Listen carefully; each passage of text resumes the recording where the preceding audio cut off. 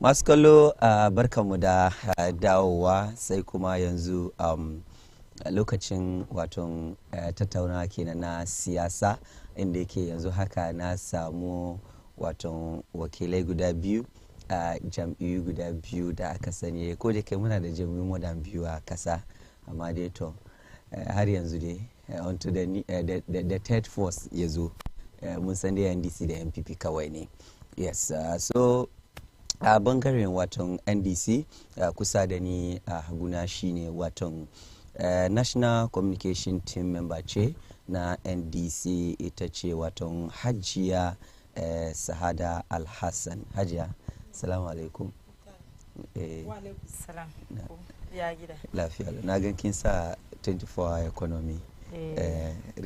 Riga na yan PPO ba ku da kowane campaign shi 24-hour economy.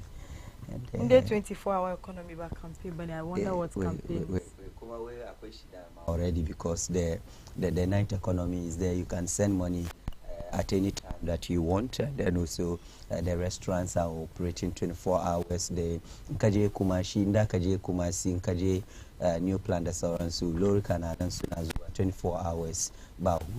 And so the economy already in Nama is 24-hour economy, but they used to call it the night economy. So Wanga is actually not a new thing. Ndeke NDC kuketa alfahari da shi haka nan. Wanda duka kaga yayi wannan magana hankali shi yayi rauni. Hankali shi bai samu cikin boko ba. Saboda 24-hour economy is not limited to buses. It's not limited to choba kamar yanda wai suke fadi. 24-hour economy yana abin ga when we say industrialization, misali company that can produce ruwanga. So in the yana produce ruwanga 100,000 bottles a day. 24-hour economy means here produce 3,000 a day. Here produce 3,000 a day. It simply means that muyi expectation. To I ended that kai kasan kai 24-hour economy. I catch away VIP buses suna yaki da dare. So it means suna da yawa kenan. So it means answer more machines double. Company they san kaman ye produce 3,000. Yeah, sell both internally and externally. Yeah, name machines. Kuma on top of it, ambashi ragowa in terms of electricity and other binga. 24 economy. Bari back one misali 2014. Muna the company that can produce takai. One energy drink in ana kiran shi takai. Ana son so say yan waje kasan waje ana so. In 2014, soon demand soon animal 4 million bottles within a specific date on agreement. Mun fail one non-contract and saboda at that time muna aiki 8 hours kadi. And so we were not able to meet that target. Was it not the same President Mahama yake cewa kama there are certain things become da muna rushing so but we need to get there progressively. You understand? Same President Mahama is there wannan magana, especially with the introduction of the free senior high school. No, we haven't gotten there yet. We need to take it step by step, progressively. So if like we're working 8 hours, it means that probably our economy na bai kai lokacin da zamu yi muna aiki like 24 hours at a time. So probably we're taking it bit by bit. When John Dramani Mahama said free education, we need to do it progressively. Kasa yasunanshi investment in chicken yayi more. No. Saboda kudi de shiga chicken. Okay, so this time is but when it comes to 24-hour economy, that will make profit. That will raise CDC mo eje bisa. So it's just when John Dramani Mahama said having a free education, we need to do it progressively. IMF Masunzo Sunche Munakama, we need to relook at free education because za kudida sachi. But 24-hour economy they kawo muna kudini. Okay. And so economy mo kuma kamanta kama as we speak now garinga exportation yabari CDC mo ki rise ki fall. Okay. Muna komi ana kawo muna importation. Sorry. Importation mo komi garinga ana import. Even sanitary pad ana import garinga. To some extent kaga spoon carton chain abinchi ana mankishi ana import garinga. And this tells you that we need to work hard on our industrializations. We need to produce more. We need to work hard. How do we do that? That is by 24-hour economy. The game changer. Right. Thank you so much, Hajiya Sahada Alhassan. Sai kuma muna tare da wato Ayawaso East Deputy Women Organizer Hajiya Zuwaira Muhammad Bello. Hajiya, assalamu alaikum. Amin wa alaikum assalam wa rahmatullahi ta'ala wa barakatuh. Yes, unfortunately na san kuna da makoki da safin ga ko kuwa akwai labari wanda yake ba dadi wanda ya zo da safin ga, and so shi mu ce muna shi wato mamacin muna musu gaisuwan ta'aziyya kenan, and also sorry because of course kina cikin wannan jam'iyyan ko da ke dai ba na jam'iyya kawai bane, kin gane ko, as long as mu duka muna harkan siyasa yau da kullum shi ce kamar loss ne na mu duka, so Allah ya kara hakuri. Amin. Na'am.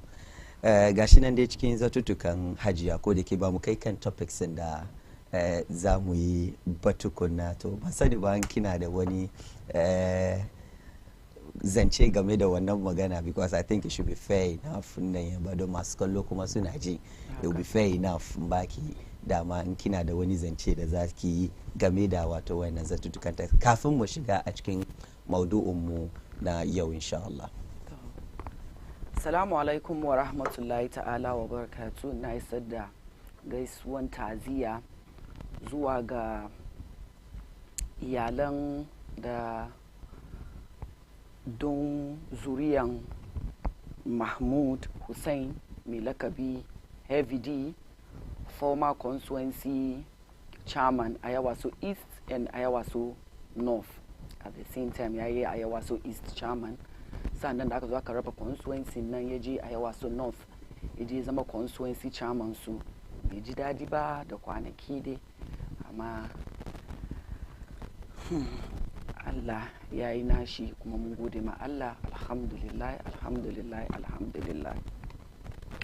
To bari dai mu zo kan maudu'un da ke kan fage. Sister na kana ga kagan kana take struggle ta iya ta explain 24-hour economy na, ko shi His Excellency former President Muhammad da ya kawo 24-hour economy na, haka ne ke struggle ya iya ya explain 24-hour economy na.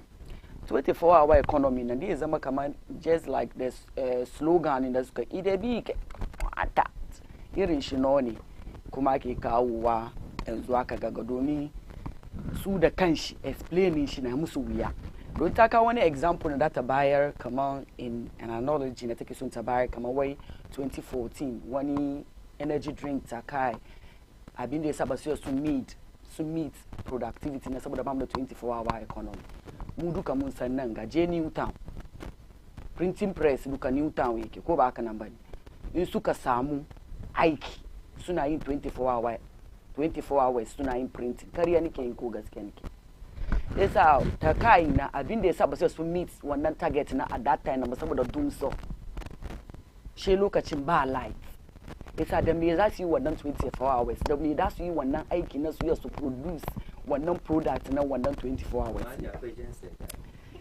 Genset me shi na kuma na duban cost da ke ciki, domin gashi na me shi ya biya electricity.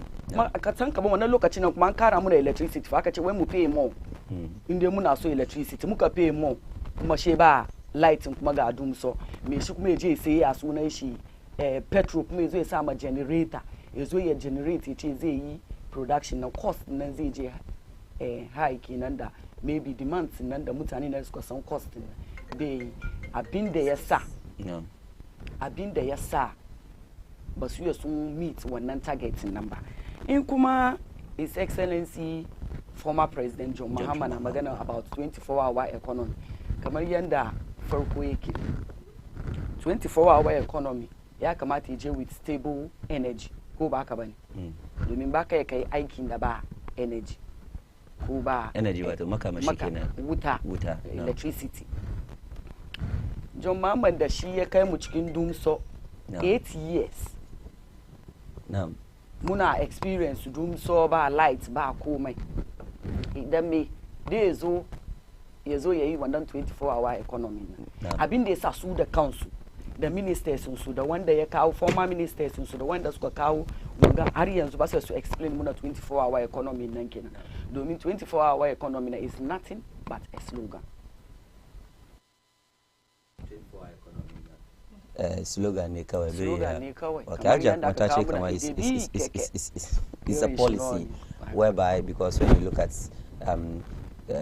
nka compare da shi irin issues in su free senior high school nan da makamancin su, this is an investment, okay, because kudi ya shiga cikin every now and then kowane students guda duka akwai kudin da gwamnati dai bata akan, but this is wangangan is a policy da yake zai kawo ma kasan wato kudi kenan.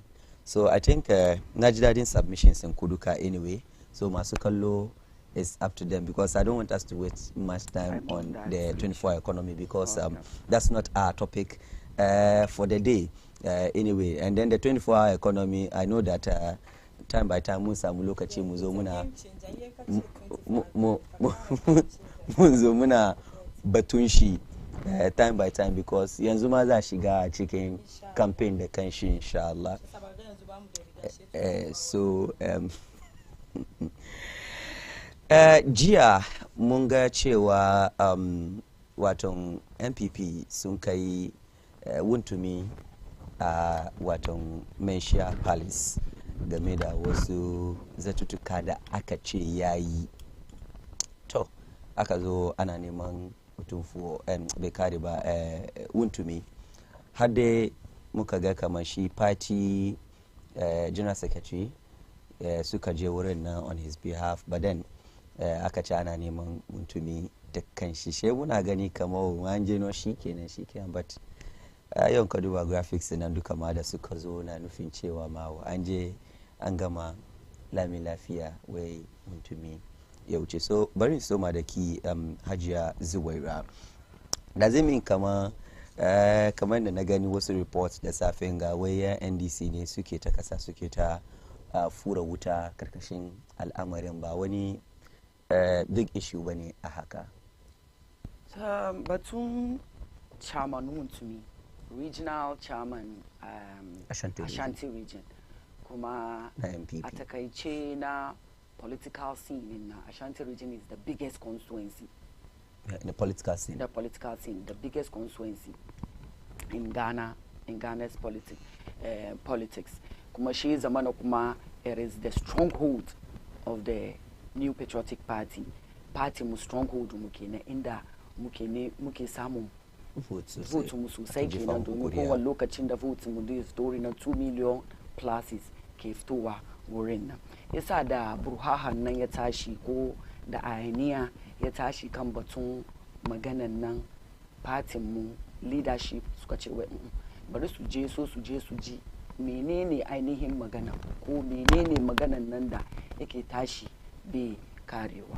Kuma da maganan ga ya taso mun san sarki gudan da ya kama abin can ya ja shi yana jan kaman hanta bai ji bai bari, shi ne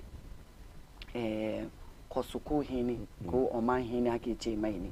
To Kosuko Hini Oman Hini kuma abin da ya sa wadansu kuma ke ce wai kamar politics ya shigo cikin mu duka mun san political affiliation shi, domin he was NDC campaign manager in the Ashanti region 2012-2020, ya taba zama parliamentary candidate su of NDC tukune zai zama sarki. Yasa wannan na is something that yake nan, amma wai me ya kawo magana vet in aka je as a political entity in kujera ya fadi lokaci kuma kowa na zuwa je nemi ya so ya nemi aka zo zai shi ya zama na candidate Menshia shine na po, shi kuma zai zo bai samu ya je on post ba, wani kuma na contesting shi. Yasa da ya zo vet shi according to chairman wuntumi, shi side of his story kenan da yake cewa wai da ya zo vet shi ce wai shi bai tambayan shi kowane question, domin abin da ya sa bai tambayan shi kowane question ya taba zama MP wannan constituency nan more than twice, sa'annan kuma minister ne.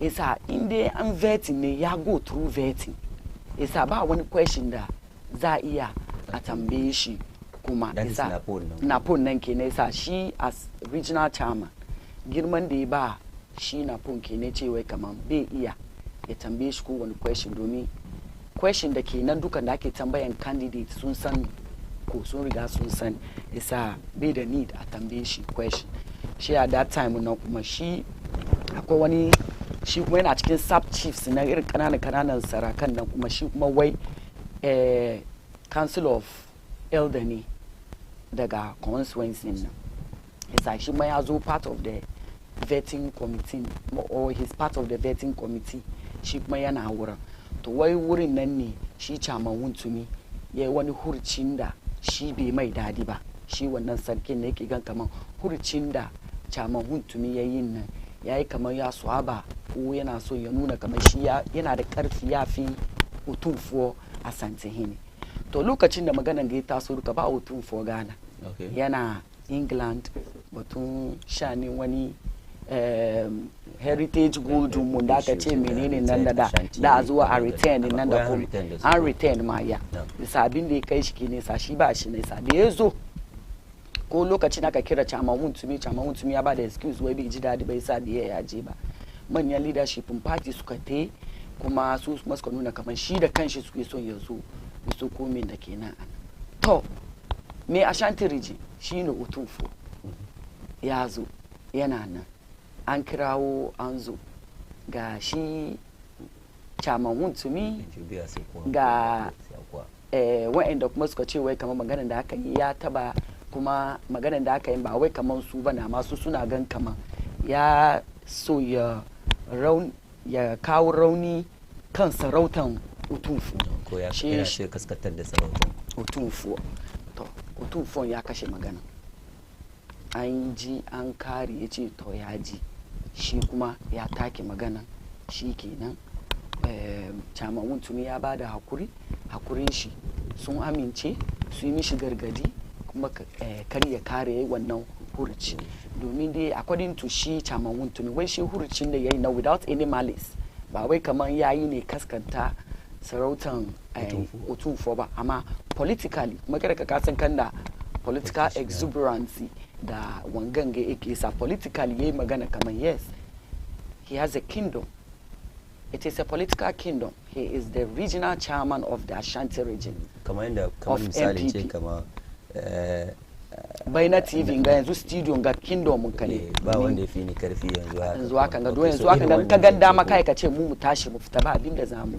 yi to irin ina smart as kuke da gari ku irin wannan hurci yayi isa shi kuma wanda aka ce wai abin an yan take shi ya ce wai ya yafi wai shi chairman mutumin jikansa ne kuma jikanka ko ɗanka ko menene ka bai yi bai saba maka iso ka fidda shi ko ka isa ya yafi iso kan hajiya wai chairman mutumin da kanshi wai halinsa kenan kullum in ya zo shi ya zo ya hada shi ya je ba da hakuri sha ja ba da hakuri sha sake in ya zo shi ya hada sha ba da hakuri sha sake mashi ya Ashanti region no kuma yake ma haka ko dai wai ya yake domin ban taba ji ba shi dai wangan da naji an kirawo shi ko akwai wanda aka kiro shi kuma da bamu sani ba chama wuntumi mun san wuntumi mana mun san wuntumi yasa wace chama wuntumi wanda mu muka sani ke ga aka kirawo shi Ashanti ne ko akwai wanda kuma aka kirawo shi tuna mana ma ni akwai na'am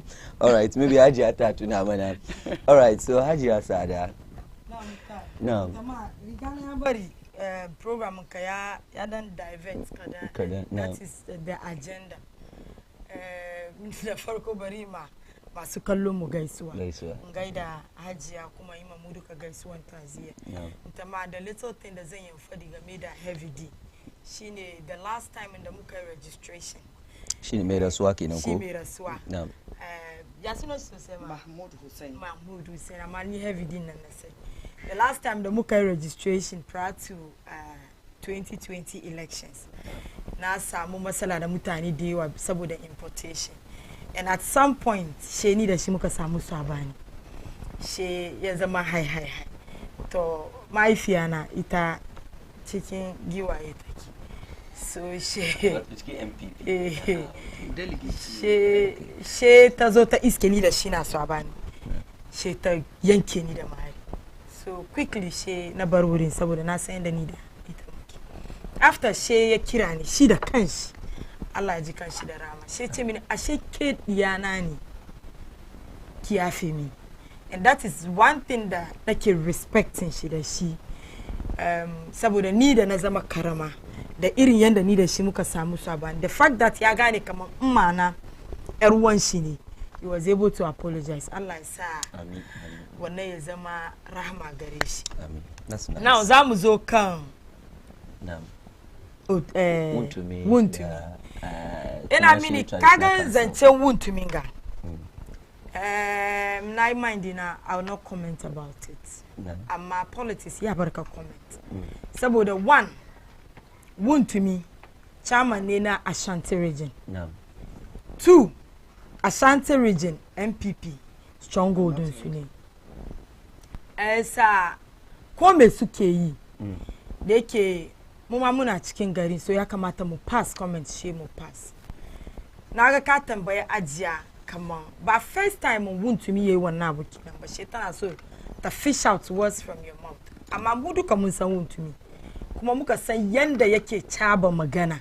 Ba first time ke gaba yake yin haka nan. Whatever it is sakani shi da Asante Hini da kuma ahimfun da ke Asante kingdom Amenshia kingdom nan. Wannan it is up to them. Naga NDC na so tam ajiya na so tam man kalama NDC.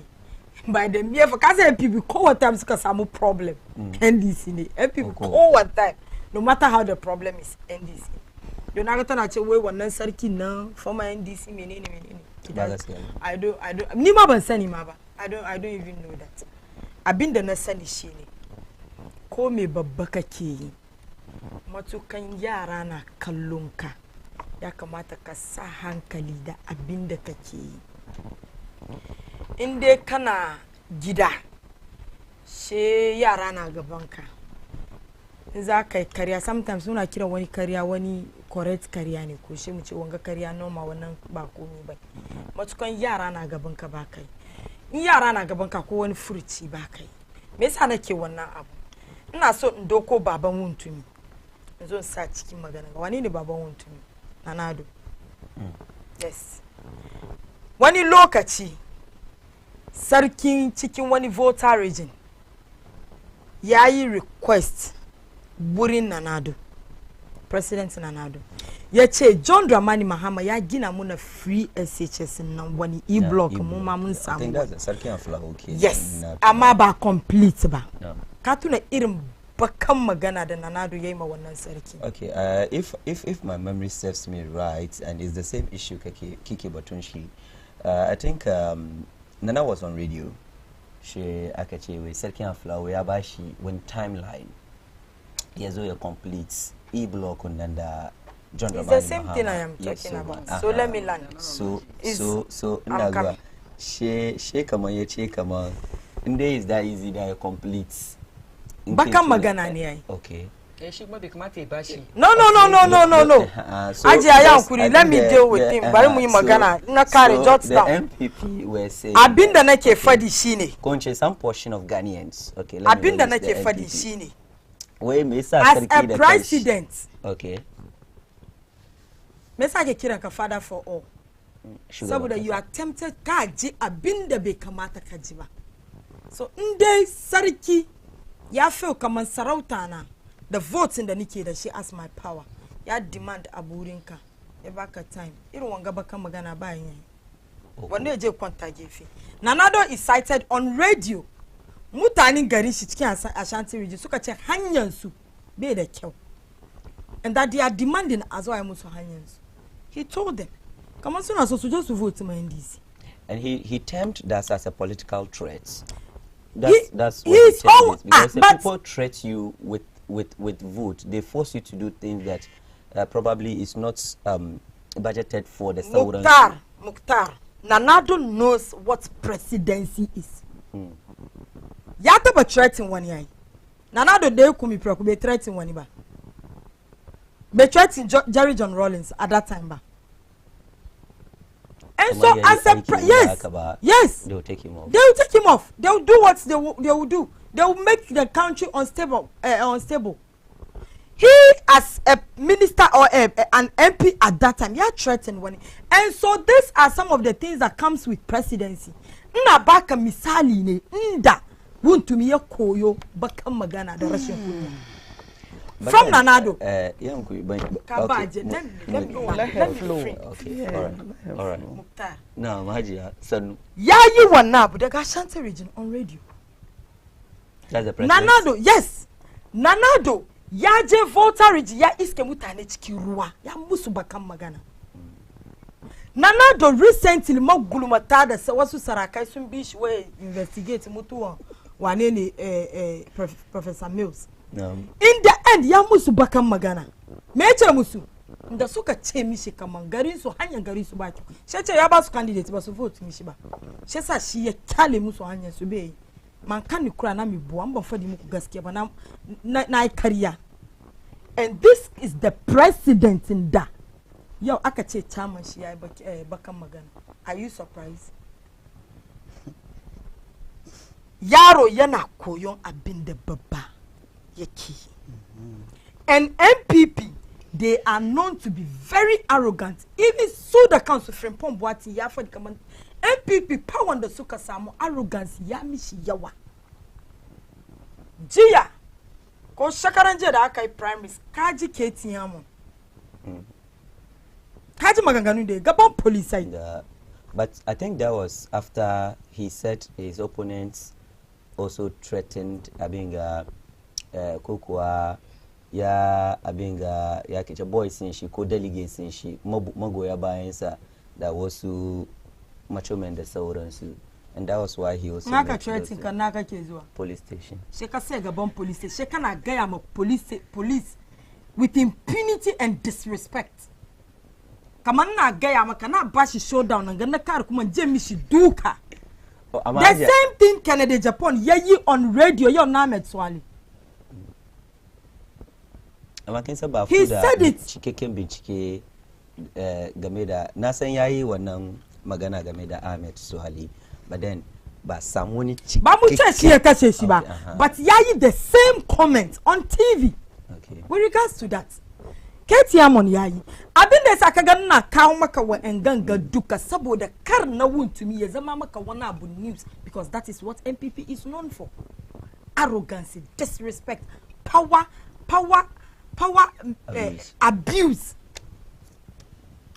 In any case, whether wuntumi ya femishi ne, whether ya kashe magana ne, whether ya take magana ne, otunfo, whether ya kwanta kan magana ne, it doesn't matter to us. What matters shine ya kamata MPP su duba furcin su, because in 2016, in 2008, Nanado ya je na cin amfesiye cikin wani hanyar gota da mutane when he was looking for power. Cikin choko baka wannan picture yana circulate ai.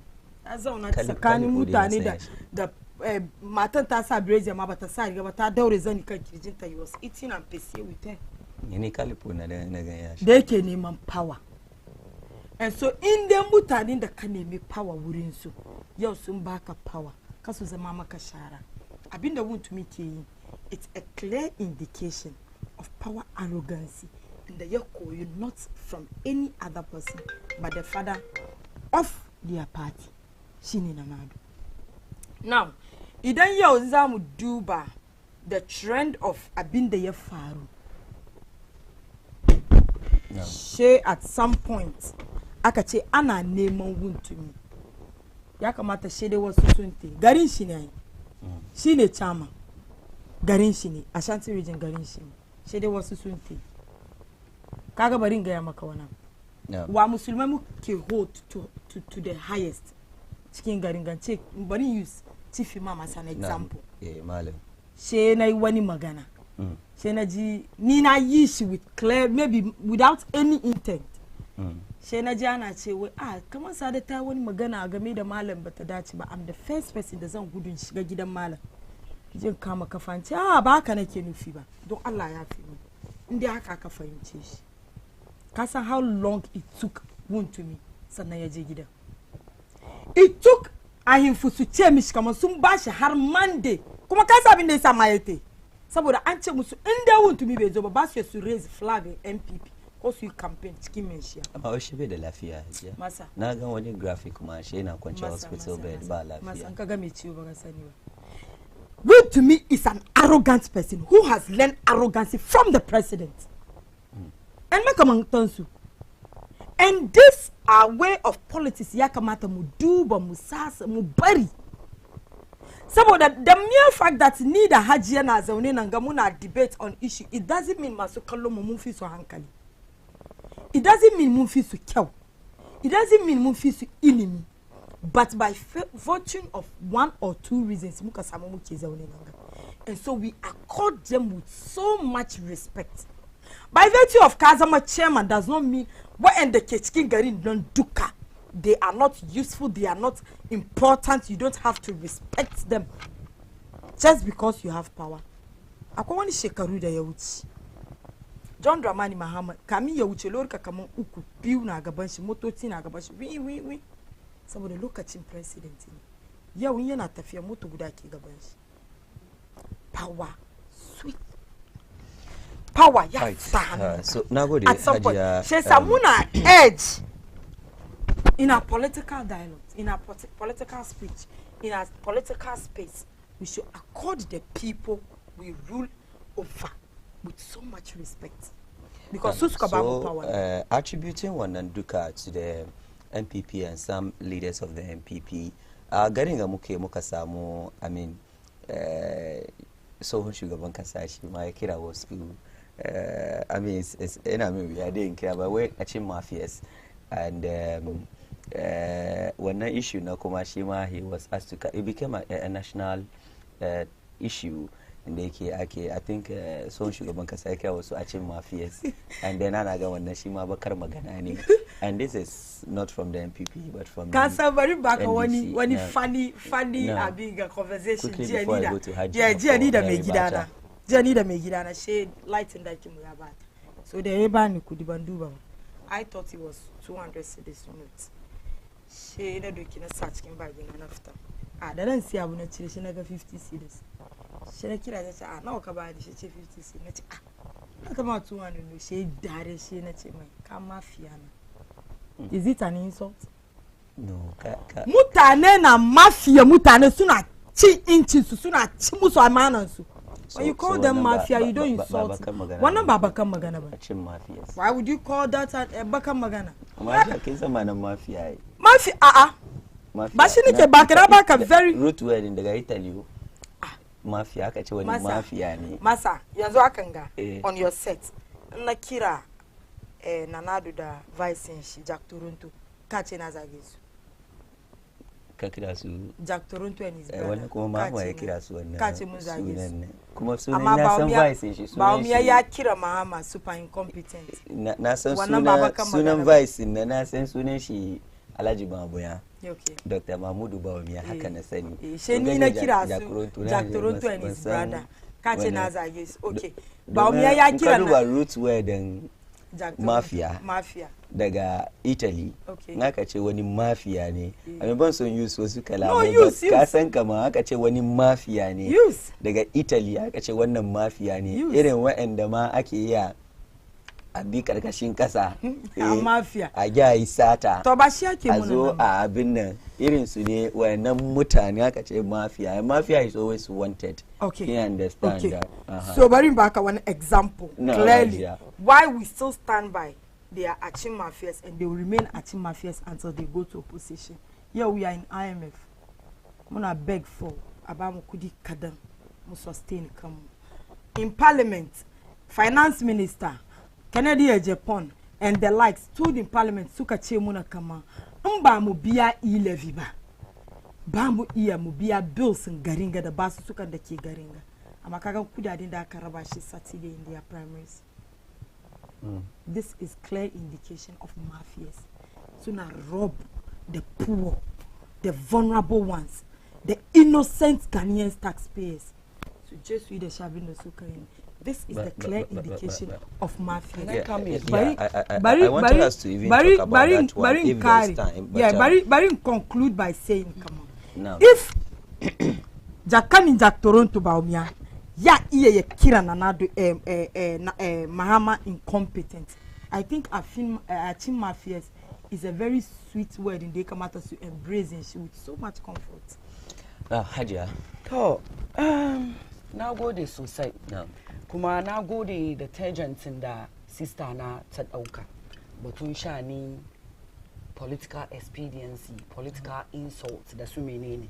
Kuma advice na take by na sota advice John Dramani Mahama. Domi in the history of Ghana, the most insulting president in da eke da sharp teeth. Shene John Dramani Mahama. Look at John Dramani Mahama key president. He called the whole parliament baloney. Yes, he called the whole parliament to representative unka muduka the whole Ghana duka samu in a corner we are baloney. Do me in na vote ma parliamentary candidate in AJ parliament I can crash baloney. I am also a baloney. Baloney come on one the day rauni ankalin shi kamar dai misali yaron da miyoma ke fito bakin shi is the person is retarded. You have wrong definition of baloney. Yeah, please check your dictionary. My sister, be quiet. I'm here when you were talking about your trash. I was here quiet, so you can be quiet and listen to me. Bayan wannan kuma ya zo ya zaune ce muna wai Ghanaians we have short memory. Memory sai mu short ne da yanzu ngono an ga muna magana no gobe no mun manta ba mu da tunani ba mu da tunasarwa muna da short memory kamar kiyan da kace wai a cin mafiyanga inda Nana Akufo-Addo ezo ebu da bakin shi yace aigbe mafias that the whole region an tashi saya azo a ce wai menene domin a cim sin da suke nan na su ba mutane bane ba jini jikin su aka sa the whole Achim tribe aka kira su me mafias. That is one. Eje Ashanti region. Eje ma Ashanti region kama. Ko hanyar zinariya yayi musu. Ba za su gode ba. Saboda me? Saboda ba su son shi. Saboda kuma ba su da godiya. Isa ko ya musu shi John Mama. Isa yes Ashanti region. Ko ya musu road zinariya ne. Ba za su gode ba kuma ba za su vote ma party shi ba shi John Dramani Mahama. Abin da yace ma. Make it one market KJTR market complex. Yes, was it completed? I think it was not completed. No, it wasn't. You are supposed to complete. No, my sister, keep quiet. I was here when you were talking. Let me talk. Also for Brube. No. So she bayan wannan nan kuma. The same John Dramani Mahama. You do ba fuska mu Ghanaians. Eche muna shi a giant fununi. Shi mataccen akuya ne in kin ga kuma in dabba ya mutu in ka sa uka kana yankawa yana ji yasa abinda muke fadiwa ma bayan kunnin shi ne. That was arrogance of power. No, maybe an zage too much so yana kama. No, that was arrogance of power. Ai tano ta fadi kamar me ka san presidency an vote maka ne ka zo ka duba kan mutane sa ko me suka fadi maka fika hadi ko ba ka tace ba magana da ta kawo da yasa shi kuma muke yi. Aka ce the most arrogant president in Ghana shi ne John Dramani Mahama. Ya ce muna me wai yanti obiya shi Beijing abinda kuke fadi wa ma da abinda kuke gani shi inda yasa kanshi yake yin da zai mashe ku da shi zai yasa ni inda za akwai wanda za ba shi ya sunan shi advice on insult. This is a political year me shi ne ya kawo kanshi kasa so ya bari shi ne Malam John. Domin kin ga Malam John da ya to okay ai an ce Jack Toronto akwai Malam John. Masha Allah tabarakallah. Yasa shi kenan no ka understand no. Yasa in ya ka ce wai kamar akwai wani da arrogance ya shiga me shi to the extent kamar bai gani komin da mutanen Ghana ke fadiwa shine John Dramani Mahama. Shine a baby with sharp teeth. Inda ka ce waka zo a zauna a zage the whole ethnic group, the whole nation. Shine John Dramani Mahama. Imagine inda Nana Akufo-Addo eje Volta region. She da eje wurin da eje musu kaman ba votariji ai tunda ma ni na ce ba ku vote mini ai tunda ma ai ba wa duka mafias ne da wara kanga da Ghana ya tashi ya saya amma an ji an kira the whole ethnic group the whole nation on its own the whole kingdom achim kingdom as mafias aka ce wai me education and praising she with me pride aka naka zauna na ga ka ce muna isa inde akwai wa'anda the whole ubangijin party su ya describe su as insulting party shine NDC domin marigayi JJ Rawlings abin da ya ga muna kenan when it come to insult NDC su zage ka har hankalin ka ya tashi in yaka ce wai cin mutunci da cin hadarin mutum in ka wuce NDC party baka wucewa ba ni na fadi ba fa ubangijin party su ya fadi shine wanda ya create party na she JJ Rawlings eko me ce wai me they have babies with sharp teeth isa su kuma wannan babies with sharp teeth na wurin wasu koyo wurin His Excellency former president incompetent John Mahama suka je suka koyo wa'annan zage na duka har ubangijin party su da kanshi ya kira su babies with sharp teeth isa in aka ce za a zo kaman a ce wanda arrogance of power ya shige su da ba iyawa John Mahama mun gan shi mun san kan da yake kuma up to now in opposition yana yawo da arrogance shi non bai sake ba domin mutum da hali bai sakewa ni kullun na fadiwa Ghanaians lokaci ya kai mu sa karatu gaba reading we should read ni na kowa da ke duba na John Dramani Mahama ya zana book wai sunan book na my first coup d'etat go and read that book in ka read that book nan deeply ka analyze book nan deeply baka vote ma John Dramani Mahama domin shi da kanshi ya describe kanshi cikin book nan ya describe kanshi cikin book nan yace wai kama in summary yace wai kama my first coup d'etat go and read that book. I've seen it. Yes, I've read it. Me, I've read it twice because I want to have a lot of things to say about everything. it. Yes, exactly. It's an age Ghanaians so just to read one book and can read the book and so say can analyze book and you will not vote for somebody called John Dramani Mahama. Right, thank you, Hadia. A few minutes to rebut our and then we see if we can go to next topic. Probably Mahama na bakan magana till now ba mu gan irin wanda take nufin bakan magana ba saboda inda na ce maka Muktar kai na ga ko me zan yi maka ba abinda baka da ka so ni bane don na san baka so na it's not wannan ba bakan magana ba bakan magana batun banza ne. Hello. Okay, wannan maki kenan. No. Na ce ko me nake yi ko me zan yi maka tunda baka so na ne bayan da dai ka so wannan ba bakan magana but then I repeat again kin batun as a leader should be accommodating and then tolerates issues. So if yanzu haka na je wurin shugaba na ji na yi magana shi ce kamar to ni gaskiya na manta abin da kake faɗi duka ba zan ji ba as a leader I think that's one of the attributes in leader da ka bayar.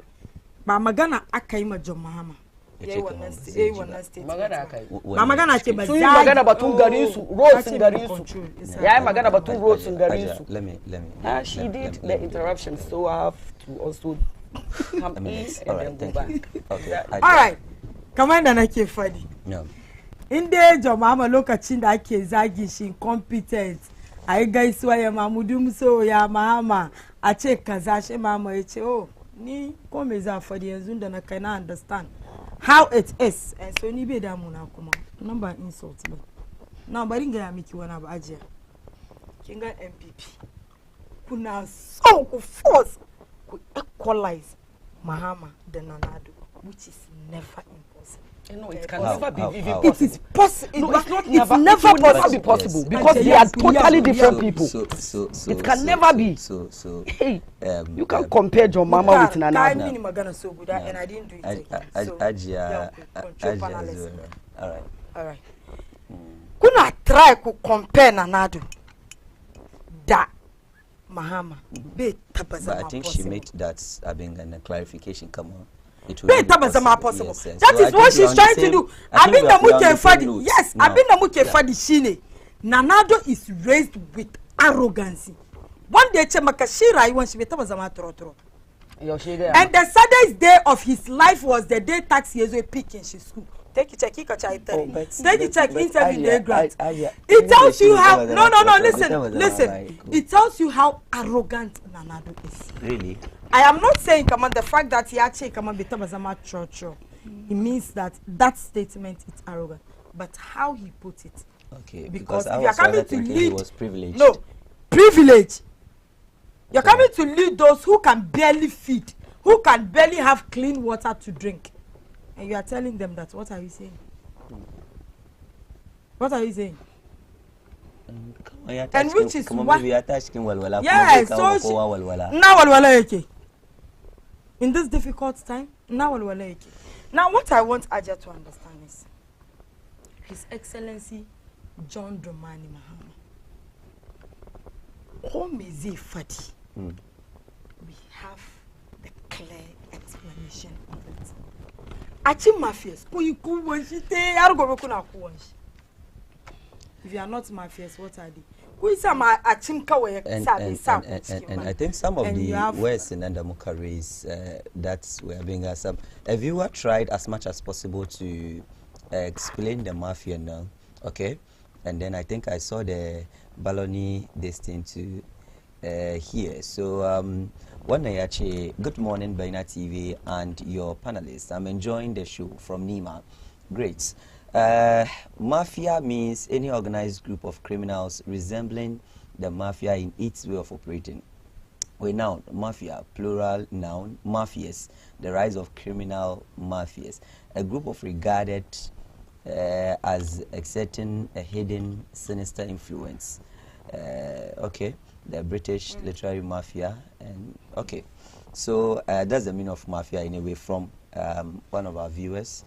And then the anyway, someone who is foolish or deceptive talk. That's nonsense. That's from the Google kid and and I think according to Aja, that was what coming from former President John Dramani Mahama describing the whole parliament as baloney, and I think that was a harsh word anyway. Right. And so. Right. So let me conclude with this. Yes, so that we can go to the specific saboda abinda ya sunanshi wuntumi ma sarki nanganga kra muna nanga weda program saraka ko menene and I don't use his left ya sawata ma sarkin da ke zaune with the abinga kama ya tashi saboda we ma erin kote ce ma sarkin ne tashi with his left saboda sarkin na zaune ana national anthem. Ama he was okay. Sure. He was with Dianshi Mache. Na say kusa da shi bani saba kusa da shi. Ana national anthem tana receive call. Kusa da shi. Ya sa wata mata. So ya stop with at that time. And so we are telling you clearly Kamamba. Zagin Sarakai the bakan magana to Sarakai. Nanado is the king of it all. Jack Toronto and his brother, they are the king of it all. And soon train wound to me in that aspect. It's just about defend.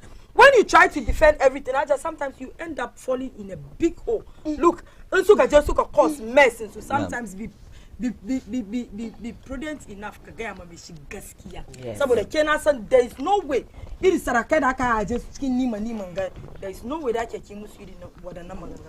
And so when a whole chairman, regional chairman, what another to sit here and you sit here and you defend it. And you sit here and you defend it. It looks like excuse me to say, you are just a communicator who have to defend everything. You don't have to do it. All right, so Aja, thank you so much. I think time we are okay, so I'll be coming to you guys for your final words. But then, regarding the my president, she Wangana, I think I had some communicators where President Dansandeki received call in that. Began one number. Nda ya gani. Ina zuwa. Like kama yanzu aka muna say. No. I'm not. Oh, be gani. Ko gobe diya shi be gani. Ina zuwa. Kama me shi be gani abin ba. Shi sarkin nan na zamne and the national anthem was going on. Sarkin nan na ciwo and he explained kama ba. So later, I think no. Ina zuwa. Akwai yanda zan gaya maka gaskiya. Okay. Politely, with respect. Okay, so he used his left And he was ordering Yasunashi. Don't you think he was Gentle furious Jack at that boy time? Yasunashi. Furious. Second at me, come on, one that can say Kusada she haka. Itade bega kamatana koma. Tana call with impunity and disrespect, just like a father. Oh, Masa. All right, thank you so much, ladies, for your time. Nagan producer, wait, Tamumu.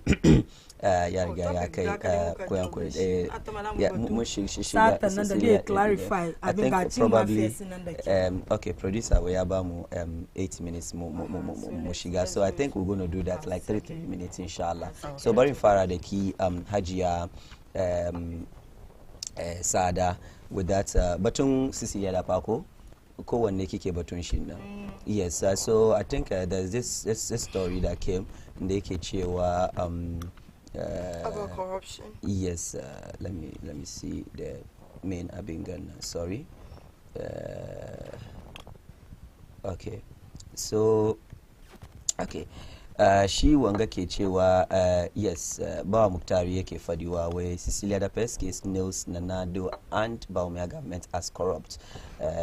Just Bawa Muktari kina yayi wannan magana yake cewa batun issue na nasan kaman OSP we amma da komai a bata ko ba haka ba, and a sake accounts din nata shine ita mata ke ce kaman to wannan magana na ya nuna ko kuwa ya tabbatar da wato ce an cin rashawa da wato shugaban kasa da mataimakinsa, kuma na san tana daga cikin ku ne, ban san kina da wani karin bayani. Ni da ga start. Kisa first one musu mada. Abinga what do you call it? Batun rashawa ko corruption kenan shine rashawa. Batun rashawa kan Nanado da gwamnatin shi, which is why His Excellency John Dramani Mahama ya refer to them as Achi Mafias. Saboda an ka duba issue Cecilia Dapa. At the time the issue Cecilia Dapa is, I think it's almost a year now. Saboda the issue na ya raised in somewhere in June. Har wa yau Cecilia Dapa is not able to give us a clear account of inda kudadin nan suka fito da aka ganta da shi. But then at the time da ta ce wai data resign, clearly president na ya ba all the institutions da yake da su fight wannan case na ya ba su the direction where to follow. So the president ya ce wai I believe and hope that in the end your integrity will be established, which means that clearly yana gama whoever is in charge of that investigation not to go anywhere with that investigation. She sakaga kama OSP on several times in put injunction on something and J akuma clear aje in yace we kudin karata ba shi aje a clear har shi da kanshi ya fito yazo yace wai shi yanzu ya zama ya sunan shi an kwano mai komeni so oye na fi mu diye nim reso. I think the courts ya bada wannan order nan ko amma muna ce wai wannan case Cecilia Dapa ya kara tabbatar how corrupt this government is. It doesn't mean Cecilia Dapa case in takade muke da shi. Kaka manta muna cikin garin ga Ghana Maritime Authority suka use 10,000 food for 8 people. No. Kaka manta mutane 8 wai sun ci abinci 10,000 Ghana cedis. But is it in a day? In a day. Whatever it is, in a month, 10,000 Ghana cedis. Go to 2,000. Abba saboda Allah. Abba Ghana Maritime Authority. Ba karamin kudi ba. Don san dan karuwa 10,000 ka gan shi babban kudi. Aside that, muna garin ga Charles BC. Corruption Charles BC da ya pop up. How did it end? Karshen zan letter aka ce muna ya zin clear. Muna cikin garin ga mun gani yanda Domlovoya try a fight corruption, how he was dealt with. Muna cikin garin ga suna mutumin su Frimpong Boati su suka doke shi suka ba shi appointment suka ce mai je yi batun galam sai ya je ya komo yanzu sun suke zagin shi ma ya fi kowa. Muna garin ga Matiami da ya ce muna kamar Nanado is the mother serpent of all corruption, wato shine uwa kan iyayen corruption duka baki daya. And so clearly when you tell us that mun ga ce muku kamar Cecilia the past case has clearly putting MPP government on the corrupt list, you should understand. Saboda Cecilia da panatan nan har wayo kudaden da ke cikin zani da wanda ke cikin roba da wanda fatalwa ke haiko mata duka har wayo ba iya an ba mu clearly ina yake fitowa ba. Thank you. And we think all right, thank you so much Hajiya. Akwai dai karancin lokacin sa baya delve into menene inde kuma mutum da ake ga bawa Muktar na kamar ita ne special assistant in John Mama ko? I think so. Yes, isa ita da ta yi magana corruption da kanta da kanshi sukutun tare da ita shine John Dramani Mahama. Shine the only vice president in the history of Ghana. President, she as sitting president, ye institute corruption investigation against she saboda sananin cin rashawan shi investigation money but don't let me show aka aka sa a duba saboda me plane da daji sai magana o John Mama ya ci lashe ciki His Excellency Atamils yace aje a duba mu duka kan mun san kan da aka yi Atamils ya biyan mutu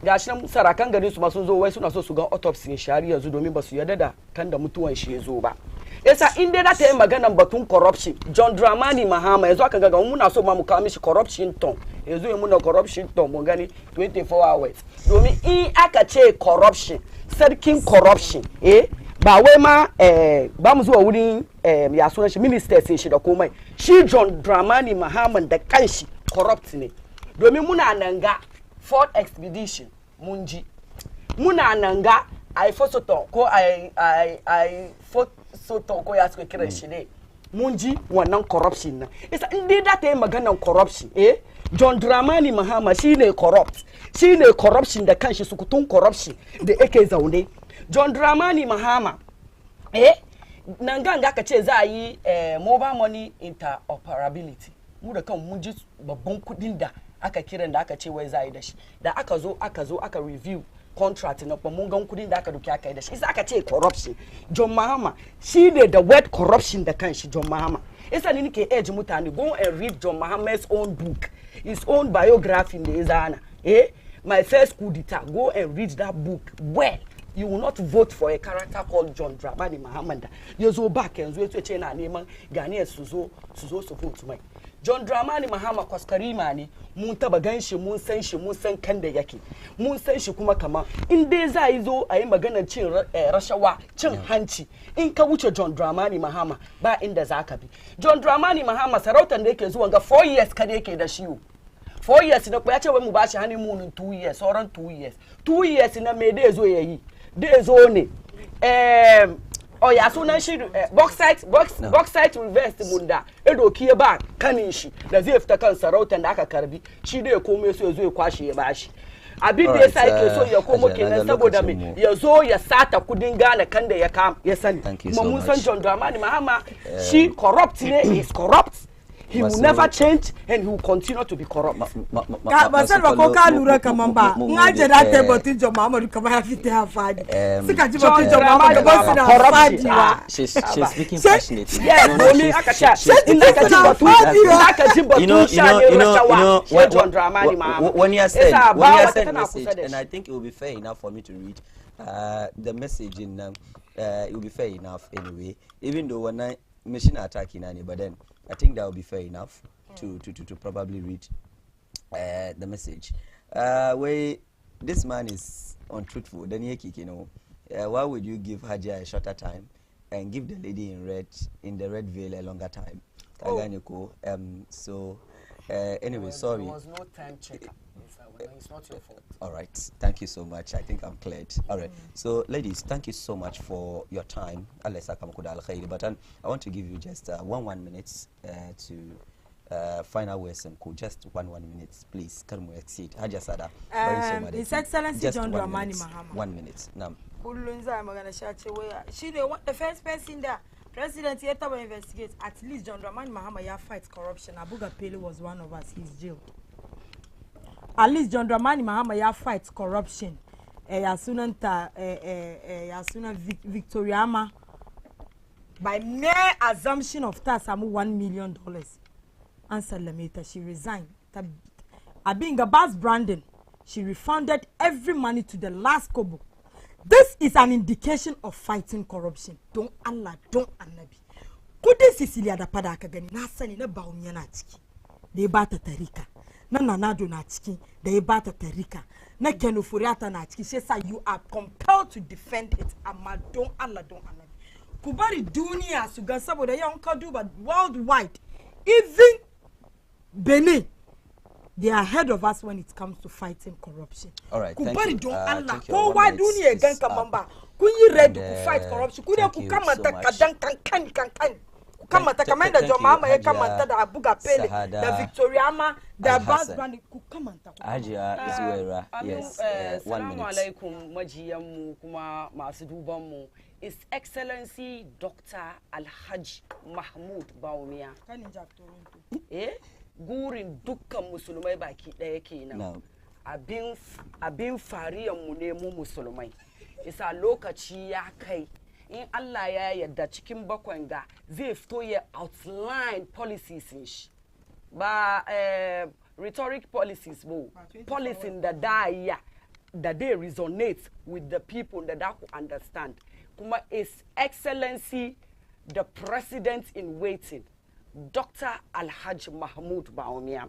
Yana zuwa ne kaman ka kai kuma ya zo baka ya ka hada John Mahama da His Excellency Dr. Mahmud Bawumia domin Dr. Mahmud Bawumia fresh blood ne with fresh vision becin rashawa. He's not corrupt, he will not be corrupt and he can never be corrupt. It's His Excellency former President John Mahama is corrupt, very, very corrupt. Domin saboda shanin corruption shi a tamils da kan shi yace wa investigating cin rashawan shi. All right. Ba umiya kuma bai da wannan. Ba umiya kuma gurin mu ne dukkan musulmai duk duniya baki da His Excellency. Allah ya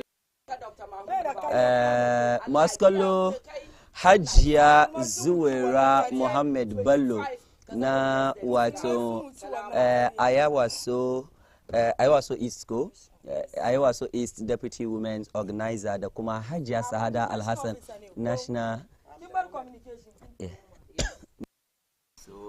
Deputy Women Organizer. Yes, I understand it. I understand it. And also I am the all right, and then also Hajiya Sahada Alhassan, communication team member, national communication team member na wato NDC kenan. Thank you so much for your time. Ina gani masu kallo kamar da na faɗi da su ban son ku miss wanga opportunity probably akwai justification da za a yi ko kuwa justify your inclusion wanda za a yi a Alajo Astrotef yaunga inshallah from the ages of 17 to 19 probably you might also qualify when they keep marketing sports consult in collaboration with Sports Invest of Czech Republic, you know, that's you when scouting players in the Zai Alajo Astrotef. Yo, from 10 o'clock, yanzu kana magana an soma 10 o'clock to 2 p.m. abinda kake need kawai ka duki boots ka da kuma wato jesse wato training kit ka kawai ka je wurin nan ka je ka ka participate ka duba probably you might qualify ka samu chance ka buga wani big leagues na Europe kuma maybe one za duba maybe za zo a kira ka kai maka zo ka buga wato Ghana Black Stars. You might be the game changers anyway, maybe ko za ku win mana trophies na so kada ka bar wanga dama ya wuce just for your inclusion daga Alajo Astrotef yaunga inshallah. Ni ne nako Amir Mukhtar. Allah ya kai mu gobe Wednesday za mu kawo muku sabon shiri na Tsarin Safiya. Assalamu alaikum wa rahmatullahi wa barakatuh. Ajoyi na gode muku sosai. Allah ya saka muku da alkhairi.